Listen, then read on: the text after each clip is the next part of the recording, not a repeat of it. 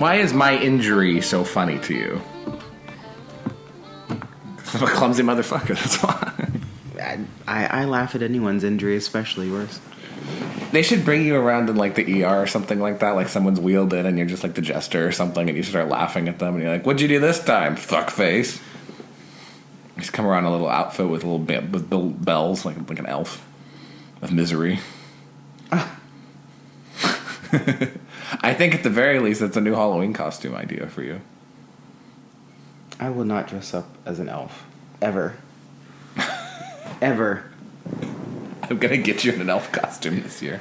No. One way or another. No. So... Wow, we're off to a great start. Yesterday... Oh, God. Well, okay. We almost died. Yesterday, he tried to kill me. I was not successful. And he was not successful. And in fact, his natural instincts took over, which, helped to not kill me.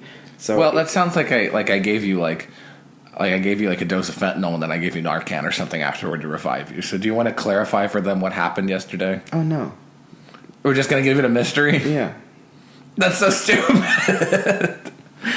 You've had some dumb ideas, and that might be one of your dumbest. They don't deserve to know what happened. No. So there was a learner driver that was in front of us on the freeway, and I don't know what happened in front of her. Something happened in front of her. We were in the carpool lane. Everyone's going, regular. And she just stops at full speed. Just slams on the brakes. Dead stop. I don't know if she panicked. I don't know if someone else cut her off, but she just fucking stopped. And there is no way any car can go from like 65 to full stop in a freeway lane and not hit somebody. The thing is, I will take up for him against my better judgment. Oh, God. You were not tailgating this woman at all, no. And she was driving a small car, a small Camry, and so her car can stop on a dime, and which it did. And when you tried to stop yours on a dime, that shit wasn't going to happen. So I went towards the wall. I was like, I'm going to try to avoid her, and if she would have been a foot and a half over, I could have maybe just scraped her, but it just didn't. There was no way it was going to happen. I feel bad because if you think about it, imagine if there was a semi behind her. They would have both had to go to the hospital. She might not be alive. She might not because of how sudden it was. And the whole point of a freeway is that there's a rate of traffic. Like, you don't immediately stop unless someone immediately stops in front of you.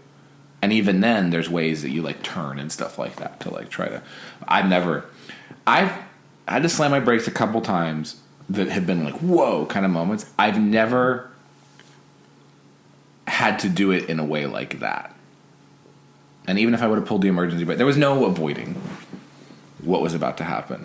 But my favorite part was the twink. If you had pulled the emergency brake, you would have fucked up your car big time. I would have just, we got hit by another car behind us. I'm very surprised we didn't, and I'm glad that we didn't. But the thing that I thought was funniest, so she's crying because I don't know why, hysterical.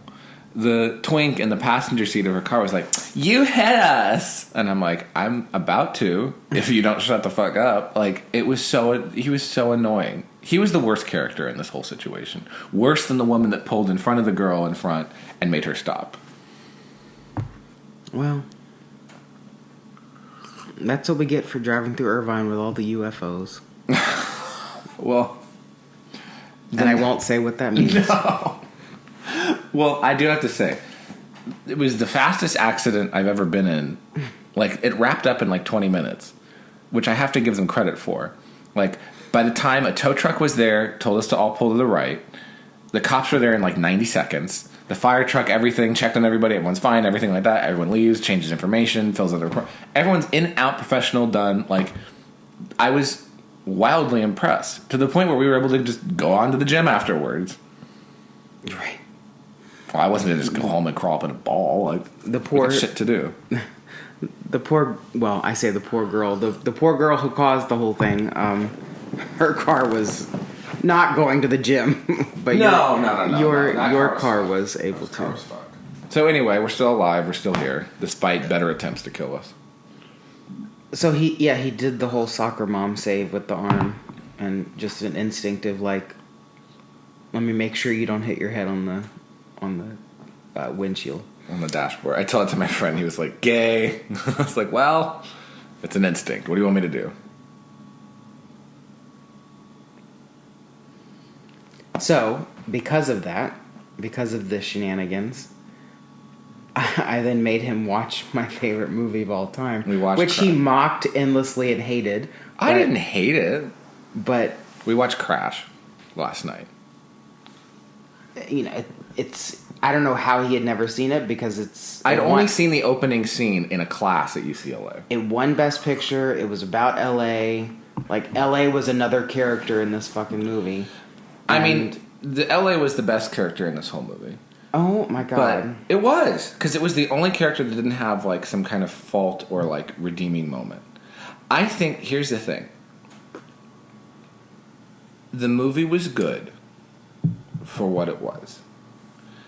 And especially at the time. I don't think it should have won Best Picture. I think that... Well, when its only competition was Brokeback Mountain. I think it should have gone to Brokeback Mountain. I know that you're ready to kill me right now, but let me explain. Let's look at the 2005 Best Picture nominees. Was it 2006? This was the problem that year. Here was what you had to compete with. You had Capote, which was good. Yeah, and Philip Seymour Hoffman, I think, maybe won an award. Or should have won an award No, for he that did, yeah. picture. Okay. You had Munich, Steven Spielberg, which was shit. and completely whitewashed that these, Muslim terrorists held everybody hostage. Like, it whitewashed all the facts there. So that was no good. You had Good Night and Good Luck, which was that whole... Which is boring. nobody liked that except for, like, 3 journalists. So you had that, but it was like, ooh, we should, You had Brokeback Mountain, of course. And you had Crash. So seeing that, I can see why Crash won. That having been said, I feel like Brokeback Mountain was boring. Let me say that first. It was a thoroughly boring movie with a couple good moments. I will admit that I never watched the full thing. It's long and But it's boring. I know people have said it was long and boring, and the stuff that I did see was the worst acting I've ever seen in my entire fucking life. And these are people who I know can act, which Right. is really disturbing to me. It is very strange. That movie is very strange in the sense that you have maybe one of the best lineups in a movie of cast and the worst outcome and dialogue and everything. I don't know what the instructions were. I mean, Anne Hathaway, but I love the picture of Trixie Mattel in like the blonde wig, and it's like no one, absolutely no one. Anne Hathaway in Brokeback Mountain. It's so funny. You see her tits, and there's like a sex scene with her that's like a straight sex scene. The gay sex stuff, which was everyone's like, oh my god, they're gonna do it in the butt or something like that. You just see people rumpling under a bed sheet, like it's so fucking stupid. I think that Heath Ledger really tried. I think Jake Gyllenhaal also tried. What's her name? Michelle Williams. When she finds out about... I'm not giving anything. The movie's been out for 20 fucking years. Like, at this point, I'm not giving away anything. When she finds out that, like he's having, like, an affair with another man, she's like, Jack Twist? Jack Nasty. And that's, I think, the funniest line out of the whole movie. Because she's like, oh, no, my husband does things in the butt. I think the only reason that people liked it, besides just being like overtly like LGBT cinema and all that stuff, is because the couple of interactions that they had with each other were very raw and authentic. Other than that, although Randy Quaid played the rancher and he did a very good job, and he actually sued them because they basically told him it's going to be like an $100,000 like independent student film kind of movie, and it went on to be like an Oscar-winning movie, like best director and everything like that. So he sued him because I think they paid him like $20 and like a hot meal to play in an Oscar-winning movie. as he should have. So, I don't know. The fact I thought is, that this was good. The fact is, the reason it is my favorite movie is because as someone who appreciates good writing, the way that the way that the writers could take so many characters and intricately weave them really seamlessly together and how they all impact each other without knowing it. And every fucking aspect of racism is brought up in this movie in a way that is realistic and not preachy and not like it is a realistic movie to me, and I appreciated the message that it gave. I appreciated the fact that there was not a single character who was all good or all bad, except for the city of Los Angeles. And I just thought it was a masterpiece in storytelling. And some of the lines were I still quote to this day because I think that they're timeless in their racism. I think what's hard for me, I know you said of the time, and I know that like of the time with like the racial messaging and everything like that, like okay, it's throw that aside, that's stupid. But maybe it's because in the past 16, 17 years, we've had so much good television and well-written television, it almost seems like, oh, this would have been better served as like a miniseries maybe. And like, well, they tried to do that. Oh, really? They tried to, like, a couple years later, they tried to make like an HBO series out of the movie, and it kind of failed. I think that's how it should have started, because you already had HBO Sopranos, and it has a similar thing where it's like no character is all good or all bad. You see their arcs, you see their flaws, and they're very raw and real about that. Like, I think that this story, with the same people acting in it, would have been better served as a miniseries. And that's, I think, where my hang up is with it. Because as a movie, if I'm recalling correctly, who starred in the series, the short-lived series? Who? I think Dennis Hopper. What? I think, if I'm not mistaken. I mean, I could be mistaken, but for some reason his face on the poster or like on the show art is ringing a bell. Interesting.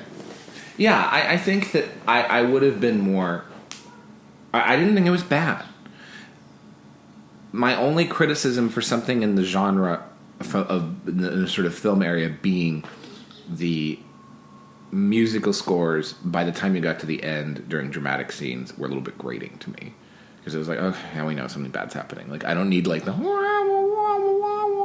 music in the background to remind me that someone's dead. Like, that was unnecessary. I think that the interactions and portrayals were very good. For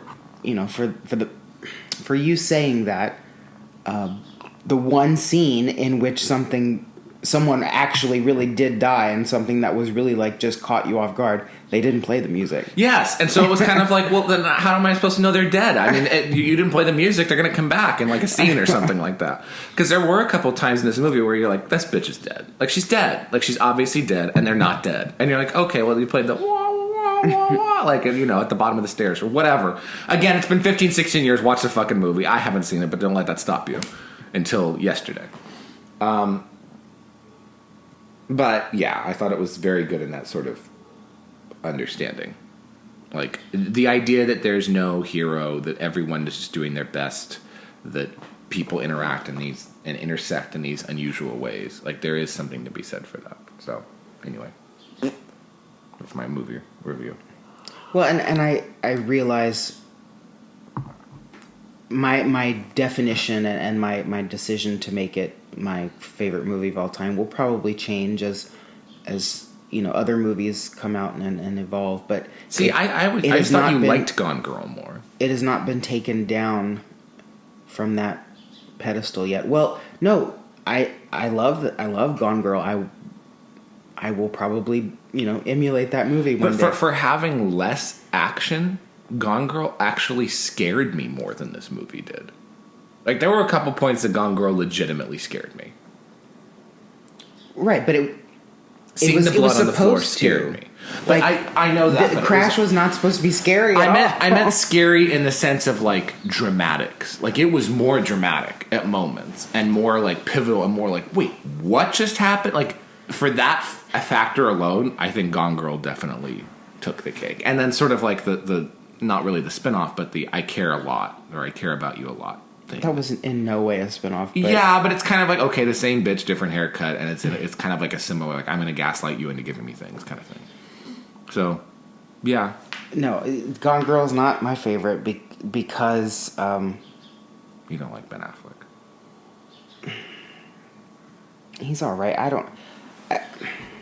He just has to play a schlub in the movie. He doesn't have to do much. Well, no, I revert back to what I said before. It was the crafting of the storytelling.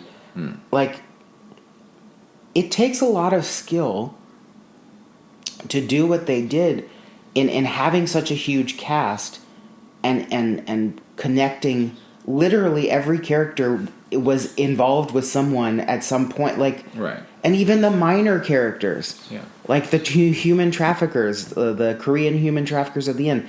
Even they, showed up a few times with different people. Like, you have to really know your stuff to be able to keep track of all of that in such a seamless way. Right. And that I sound stupid saying this. As a writer, I can appreciate and understand the difficulty in doing that. Yeah. And no other movie I've ever seen has ever done that. Well, everyone I know who likes movies has said how much they like it. No one has ever said they don't like it. Like, there has been a kind of a universal acclaim for it. And I'm always immediately suspicious about that. Because there's something about universal acclaim where, like it's everyone telling me I need to see Titanic, even though I really am resolutely You've never opposed. seen that? We've talked about this. I did not know that. I mean, I'm not going to tell you to watch it because it's like an movie. It came out when I was literally in third grade is when it came out, and it was so everywhere. We had the album. I know all the songs. I know everything. I know the song by heart. I will sing it after enough drinks, and I will hit every fucking note, and it'll scare people. There will be tears in the audience, tears of terror. Now we have to have a live podcast at karaoke one night. God help us. But I guess as time goes on, like I talked to like one of my friends about this, and he's like, at a certain point, you cannot make your personality that you've not seen this movie. I was like, well, but still, I don't see what the benefit is of it. Like another movie I wish I never saw was Avatar. I never saw that. I only saw it because I had a crush on the person I went with. Oh God, that was a mistake. It's always a mistake. Titanic was a good movie, but it's not, not an amazing movie as some people think it is. So I mean, it's entertaining, but I'm not going to tell you you have to sit down right now and watch this, especially because it's like 3 fucking hours long. And that's another thing. Never give me a long movie, ever. Ever. The only movies that are long that I will sit and watch and enjoy, like a dog, are Casino and Goodfellas. Because there is an ever complex unfolding story happening. The action is good. The execution is wonderful. The scenes are beautiful. You can leave me there and I will watch that. I will not watch 3-hour slog of a movie that some people have. I just made a realization. What? The 5 movies that I've seen the most times all start with the letter C. And they're all one word. Ish.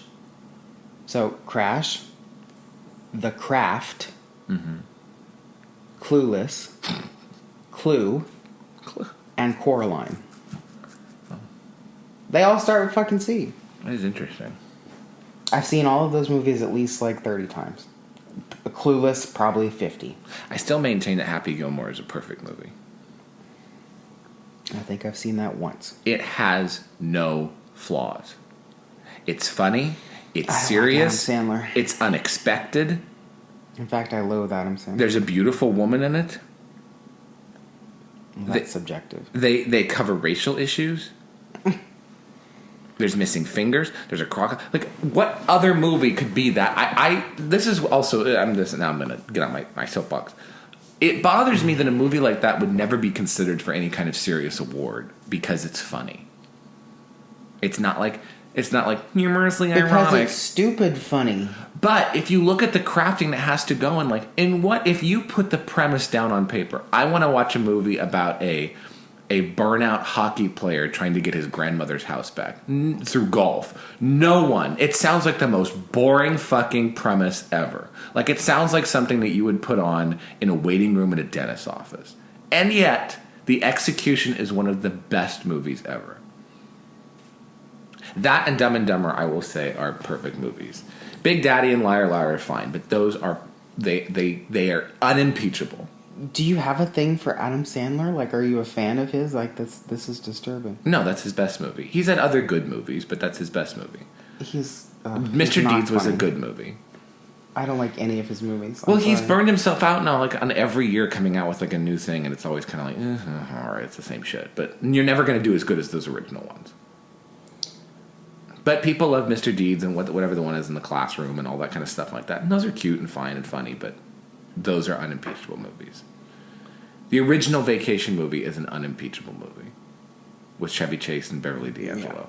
Yeah. And European Vacation and Vegas Vacation are two very strong. And Christmas Vacation are three very strong follow-ups. Anything else after that is illegitimate. But my parents and sort of I, not really, met Randy Quaid in London. Really? Yeah. How? We were in London on a family vacation. We were walking down the street. He came out of this townhouse, and my mother said, he kept walking, and my mother said, "Excuse me! Oh my Excuse me!" And he finally turned around. He's like, "Yes." And she goes, "Aren't you Dennis's brother?" And he just looked at her like, "Can you go die?" And she said, "Oh, no, I'm sorry. I don't want an autograph. My cousin," and whatever her cousin's name was, I'm sorry, I don't remember, works as a bodyguard for your brother Dennis. So, like, and when she said my mom's cousin's name, he's like, "Oh, yeah, no, he's a great guy." And then they shook hands, and then we walked away. So, wow, that's a hell of a save. It was an interesting Well, they don't talk. interaction. Him and Dennis haven't talked for like 20 years. Well, it must have been. It can't be 20 years. Maybe 15. Maybe 15. Because when that story happened, I was 10. Well, maybe 15. But they have a very strange. There's a very strange thing going on. One of the best articles. You might be right. It might be 20 because I'm that fucking old. Well, you might have met like right when their relationship started to sever. So here's what happened.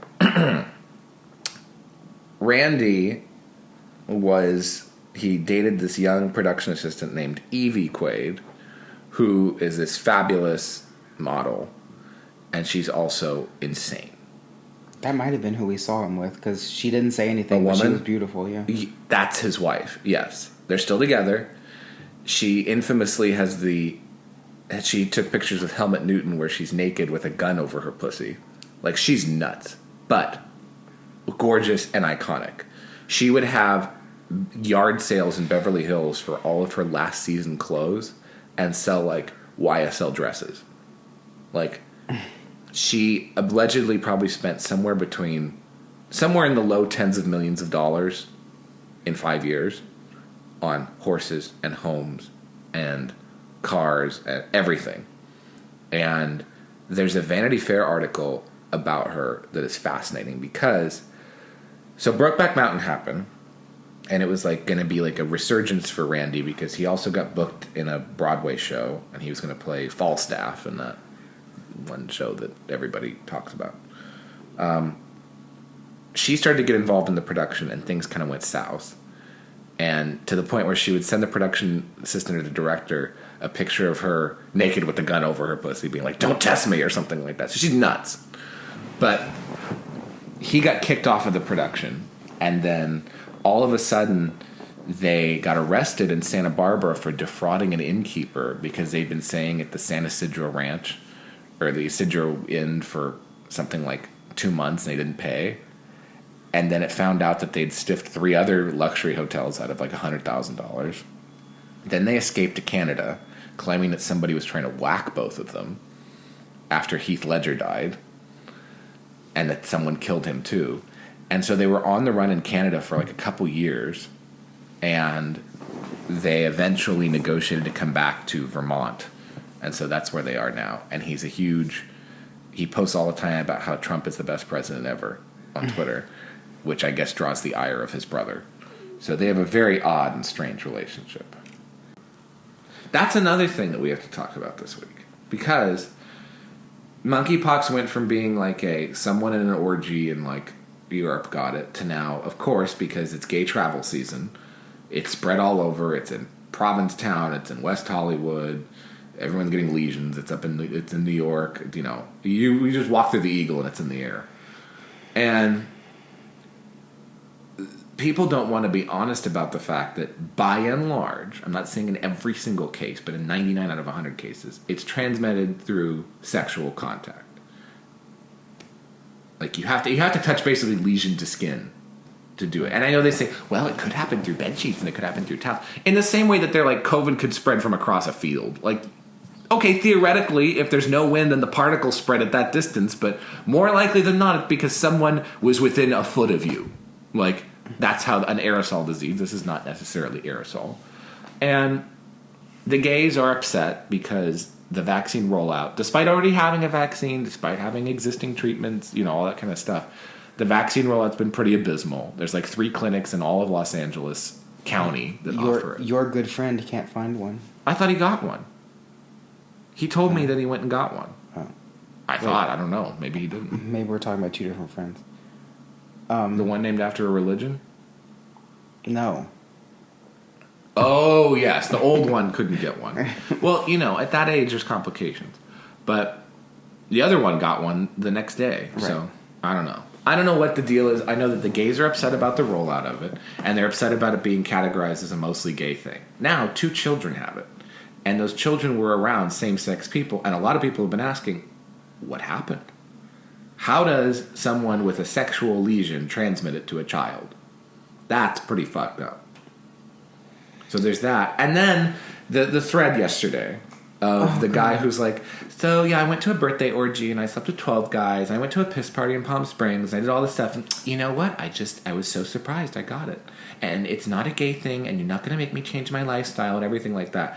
And I loved, it made me so happy to see that 99.9% of people on Twitter were like, this person needs to be like put down. Like, this person is a viral disease. If it's not going to be this, it's going to be 12 other things. Like, this is aberrant behavior. Like, sure, do what you want, have fun, everything like this. But if you have multiple orgies scheduled in a week ahead of time, there's something wrong. Like, there's clearly something wrong. That goes outside of any kind of human behavior. I guess I shouldn't show you my schedule then. Of what? I don't know. Of vitamins?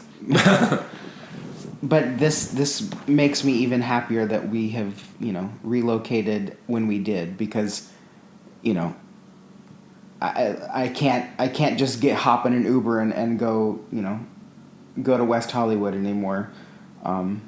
Speaking, your friend just posted Pox Vax party, and there's a bunch of easy ups with the let's get vaccinated thing. I thought he was in a relationship. Why is he worried about getting monkeypox? Let's not gossip.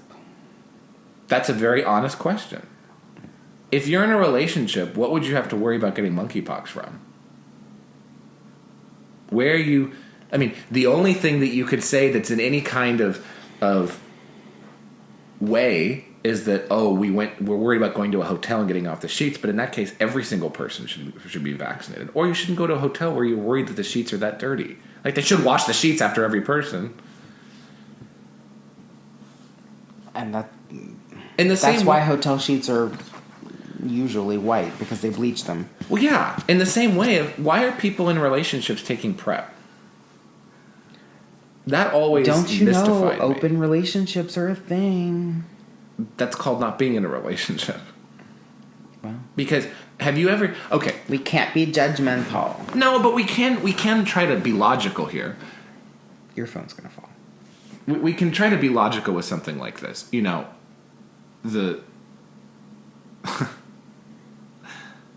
if this is something you're worried about, and if you're taking something that has potential side effects for it, at what point do you outweigh the activity you're going to do and the potential?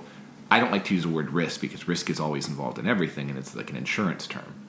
But at what point do you weigh the potential for doing the activity or adverse side effects? Because no one's dying of monkeypox yet, thankfully, but it still can leave scars, and it leaves, it's obviously not, it makes you feel like shit. At what point are you like, you know what, I'm going to stick with somebody regular for the next few weeks. Like, let's ride this out. Well, and then can you trust that person to, Well, that's how many people got HIV, is because that somebody, Is it legal to kill somebody if they gave you a disease and they lied to you like that? No.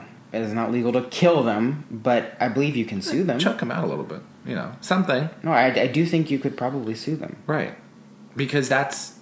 Oh, no, except in California that, pervert member of the assembly said that you can't... They decriminalized giving people HIV because that's a great idea.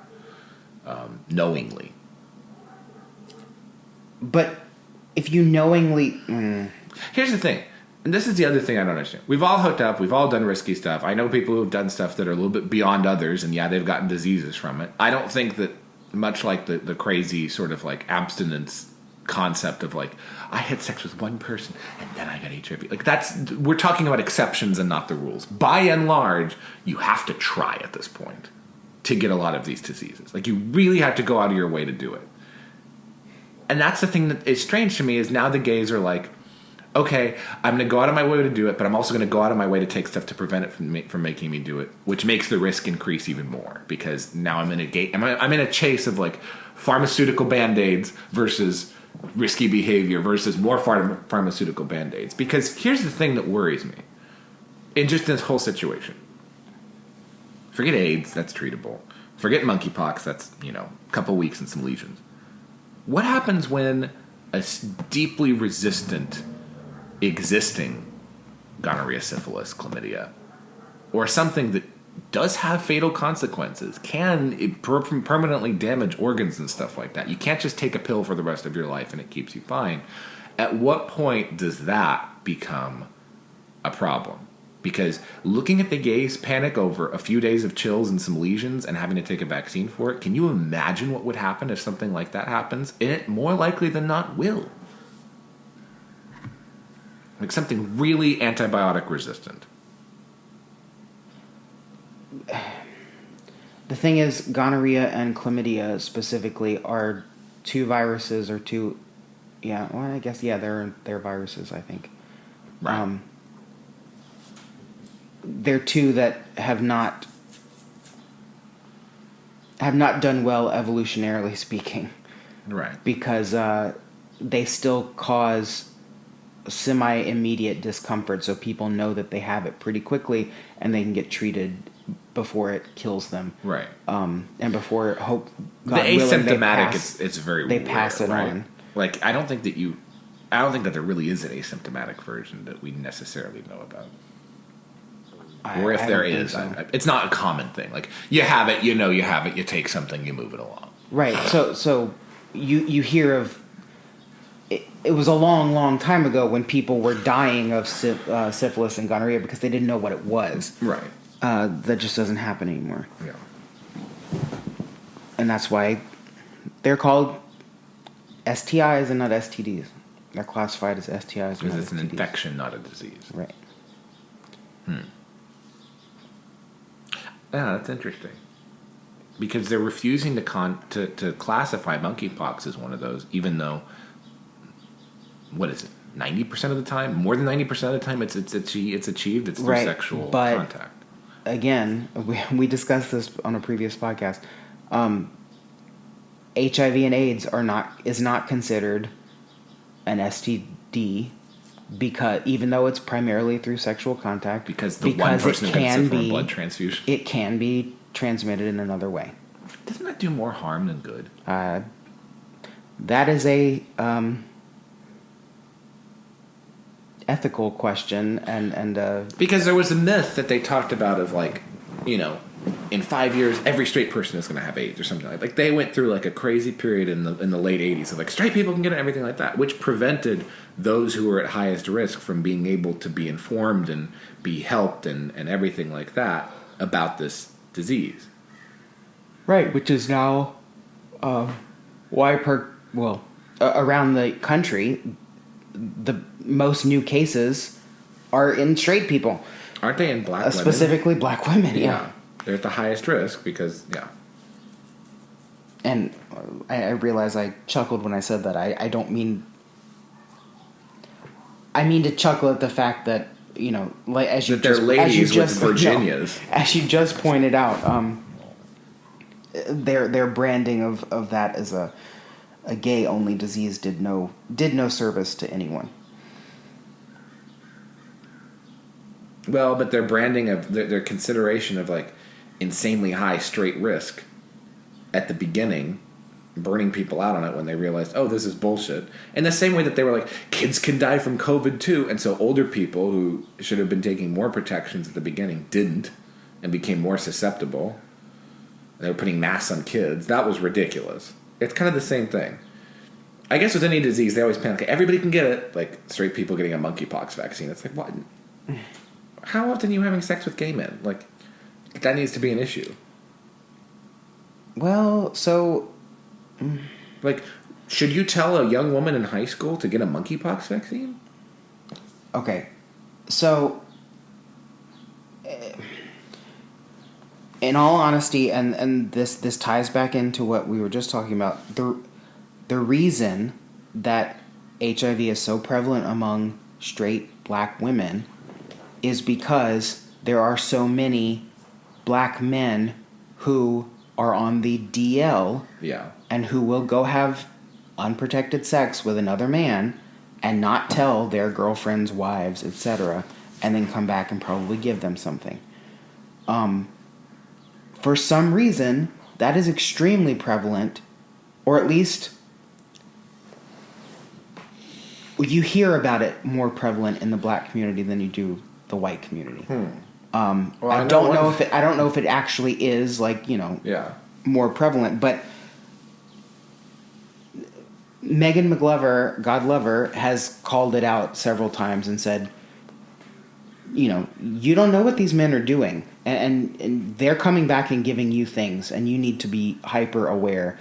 And you know, there was that old song from the 90s, "Let Me Smell Your Dick." Oh my god.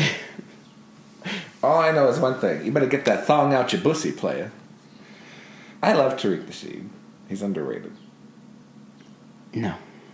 Anybody who could go from being the relationship coach on VH1's Charm School to making an entire career off of the buck-breaking concept, and he's an anti-illegal immigration, is a fantastic... Like, what an arc. Well, I think we've gone on too long. There was one other topic I wanted to bring up, but we can wait till next week when my article comes out. Oh, okay. When is Congress gonna enact get the thong out your pussy play act? Because that seems to be a more pressing issue. When are they gonna codify that? Have a great day. No. And go fuck yourselves.